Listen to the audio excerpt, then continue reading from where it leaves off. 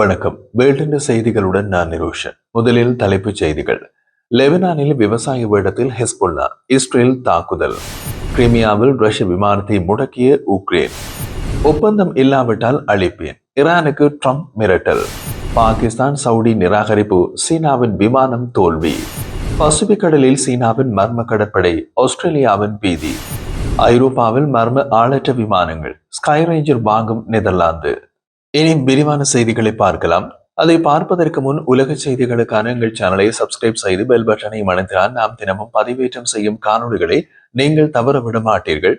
பிடித்திருந்தால் லைக் செய்யுங்கள், ஷேர் பண்ணுங்கள். இஸ்ரேலிய எல்லைப் பகுதியில் விவசாயிகள் போல வேடமணிந்து உளவு பார்த்த ஹெஸ்புல்லா இயக்கத்தினர் கண்டுபிடிக்கப்பட்டதால் பதற்றம் அதிகரித்துள்ளது. இது ஏன் முக்கியத்துவம் என்றால், சிவிலியன் போர்வையில் வரும் ஆயுதமேந்திய இயக்கத்தினர் திடீர் தாக்குதல் நடத்தினால் அது பெரும் உயிர் சேதத்தை ஏற்படுத்தும். நேற்று வெள்ளிக்கிழமை இஸ்ரேலிய ராணுவம் வெளியிட்ட தகவலின்படி லெபனானின் தெற்கு பகுதியில் உள்ள ஹெஸ்புல்லா பயிற்சி முகாம்கள் மீது விமான குண்டுவீச்சு தாக்குதல் நடத்தப்பட்டது. ஹெஸ்புல்லாவின் ரத்மான் படைப்பிரிவு இஸ்ரேலிய படைகளை தாக்க திட்டமிட்டு பயிற்சி எடுத்த இடங்கள் துல்லியமாக அளிக்கப்பட்டன.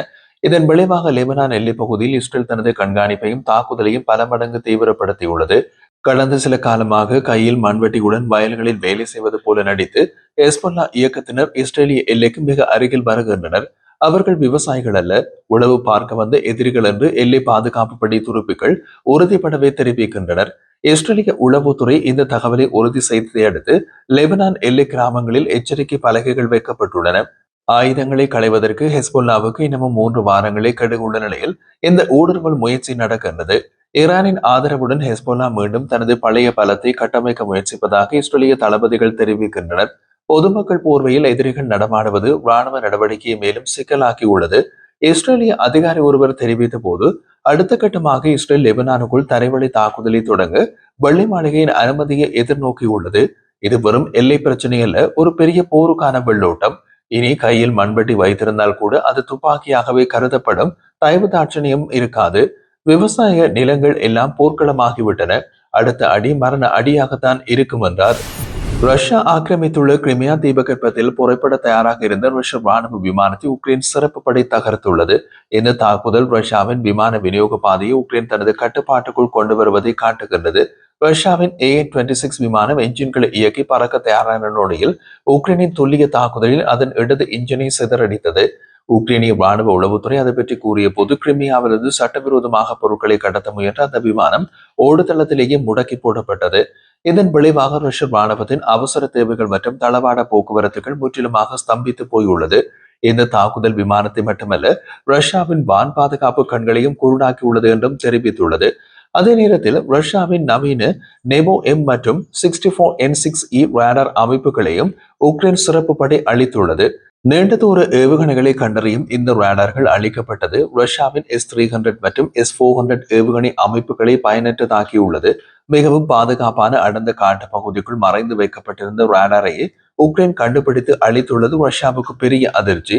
ரஷ்யாவின் வான் பாதுகாப்பு மண்டலம் இப்போது ஊடுருவக்கூடிய விதத்தில் மாறியுள்ளது.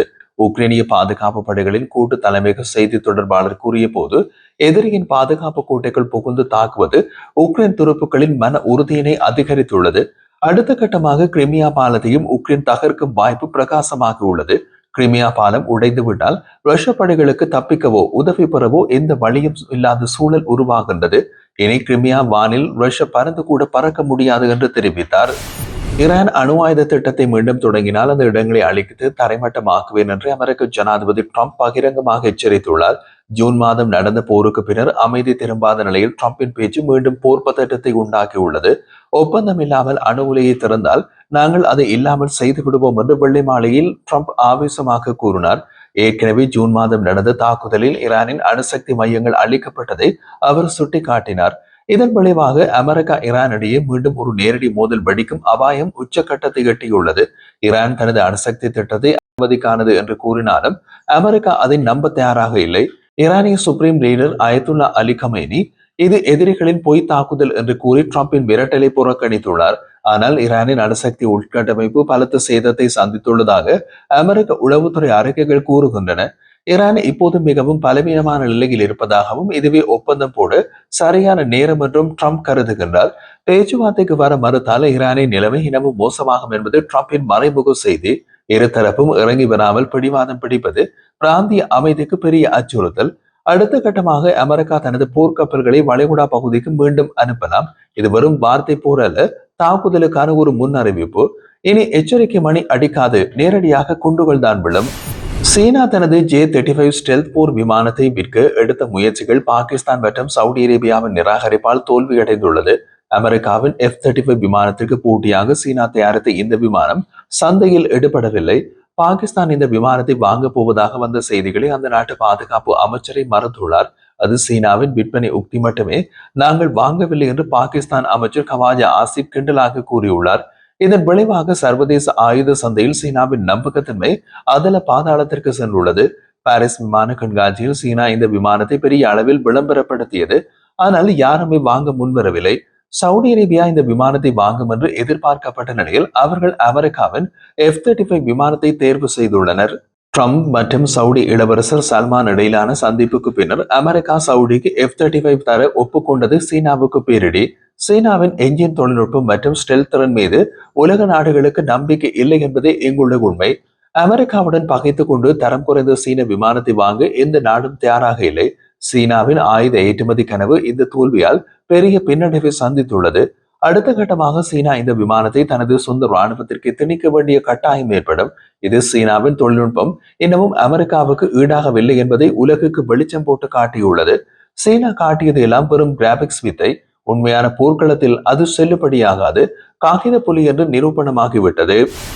பசிபிக் பெருங்கடலில் சீனாவின் மர்மமான கடற்படை தொகுப்பு ஒன்று நகர்ந்து வருவதை ஆஸ்திரேலிய ராணுவம் கண்டுபிடித்துள்ளது. இந்த கப்பல் தொகுதியில் தரையிறங்கும் தாக்கும் வசதியும், அதாவது தரையிறக்க கப்பல்களும் 1000 கிலோமீட்டர் பாயும் ஏவுகணைகளும் உள்ளன.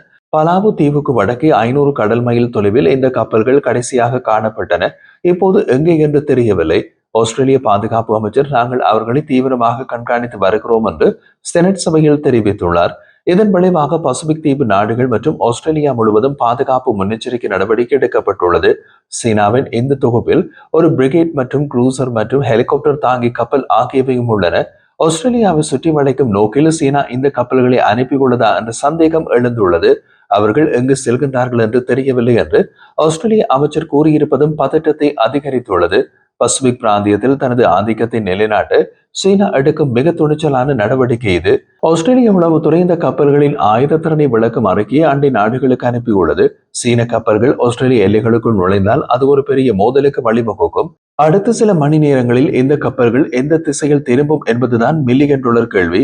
இது சாதாரண ரோந்து அல்ல, பசிபிக் கடலில் சீனா நடத்தும் ஒரு மறைமுக படியெடுப்பு ஒத்திகை. இனி ஆஸ்திரேலிய கடற்கரையில் நின்றால் அடிவானத்தில் சீன கப்பல்கள் தெரியும் தூரம் வந்துவிட்டார்கள். ஐரோப்பிய வான்பரப்பில் அடையாளம் தெரியாத மர்ம ஆளற்ற விமானங்கள் பறப்பதால் நெதர்லாந்து அவசரமாக ஸ்கைரேஞ்சர் பீரங்கிகளை வாங்குகிறது. ஐரோப்பிய நாடுகள் அணு உலைகள் மற்றும் ராணுவ தளங்களுக்கு மேலே இந்த மர்ம ஆளற்ற விமானங்கள் தொடர்ந்து வட்டமிட்டு வருகின்றன.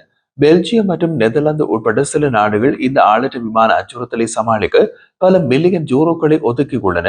ஜெர்மனியும் ரைன்மெட்டல் நிறுவனத்திடம் இருந்து ஆளற்ற விமானங்களை சுட்டு வீழ்த்தும் ஸ்கைரேஞ்சர் 30 அமைப்புகளின் நெதர்லாந்து வாங்க ஒப்பந்தம் செய்துள்ளது. இதன் உடனடி விளைவாக ஐரோப்பிய நாடுகள் தங்கள் வான் பாதுகாப்பை பலப்படுத்துகின்ற அவசர நடவடிக்கையில் இறங்கியுள்ளன. இந்த ஆளற்ற விமானங்கள் ரஷ்யாவுடையது என்று சந்தேகிக்கப்பட்டாலும் இதுவரை உறுதியான ஆதாரங்கள் எதுவுமே கிடைக்கவில்லை. எங்கள் இறையாண்மைக்கு இது ஒரு நேரடி சவால் என்று டச்சு பாதுகாப்பு அமைச்சகம் எச்சரித்துள்ளது. ஸ்கைரேஞ்சர் அமைப்பு வானில் பறக்கும் சிறிய ட்ரோன்களை கூட துல்லியமாக கண்டறிந்து அழிக்கும் திறன் கொண்டது. பெல்ஜியத்திலும் இதே போன்ற மர்ம ஆளற்ற விமான நடமாட்டம் இருப்பதால் அங்கும் பாதுகாப்பு பலப்படுத்தப்பட்டுள்ளது. இது உக்ரைன் போர் ஐரோப்பாவின் மைய பகுதி வரை பரவிவிட்டதையே காட்டுகின்றது. பொதுமக்களும் இரவு நேரங்களில் வானில் மர்ம பொருட்கள் பறப்பதை பார்த்து அச்சமடைந்துள்ளனர். இந்த ஆளற்ற விமானங்கள் உளவு பார்க்க வந்தனவா அல்லது தாக்குதல் நடத்த வந்ததா என்பதுதான் இப்போது ஐரோப்பாவின் மிகப்பெரிய கேள்வி. எந்த நேரத்திலும் ஒரு பெரிய நாசவேலை நடக்கலாம் என்ற பயம் ஐரோப்பிய தலைவர்களிடம் உள்ளது. நீங்கள் போவதற்கு முன் எமது உலக செய்திகள் புரிவதற்கு எளிமையாக உள்ளதா, விஷயம் உள்ளதா? அப்படி நீங்கள் நினைத்தால் எமது சேனலை சப்ஸ்கிரைப் செய்து பெல் பட்டனை அழுத்தினால் நாம் தினமும் பதிவேற்றம் செய்யும் உலக செய்திகளை நீங்கள் தவற விட மாட்டீர்கள். பிடித்திருந்தால் லைக் செய்யுங்கள், ஷேர் பண்ணுங்கள், மறக்காமல் கமெண்ட் பண்ணுங்கள்.